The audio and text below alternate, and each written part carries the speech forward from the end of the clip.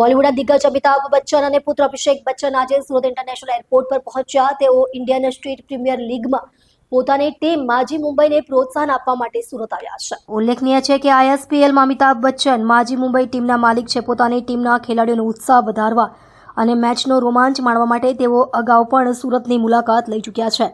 આજે લાલભાઈ સ્ટેડિયમ ખાતે તેમની ટીમની મહત્વની મેચ હોવાના કારણે તેઓ ખાસ સમય ફાળવીને મેદાન પર હાજર રહેવા આવ્યા હતા. તેમની સાથે અભિષેક બચ્ચન પણ હોવાના કારણે ચાહકોમાં ખાસ ઉત્સાહ જોવા મળ્યો હતો. અમિતાભ અને અભિષેક બચ્ચન સુરત એરપોર્ટ પર ઉતરવાના સમાચાર ફેલાતા જ મોટી સંખ્યામાં ચાહકો ત્યાં ઉમટી પડ્યા હતા. એરપોર્ટ પર ચુસ્ત સુરક્ષા વ્યવસ્થા ગોઠવવામાં આવી હતી. ફેન્સ પોતાના પ્રિય સ્ટાર્સને એક ઝલક મેળવવા માટે ઉત્સુક નજરે રાહ જોતા જોવા મળ્યા હતા. બંને સેલિબ્રિટીઓએ હાથ હલાવીને ચાહકોનું અભિવાદન સ્વીકાર્યું હતું. હાલ સુરતના લાલભાઈ સ્ટેડિયમ ટેનિસ બોલ ક્રિકેટના મહાકુંભ સમાન બની ગયું છે, જ્યાં ISPLની મેચો રમાઈ રહી છે.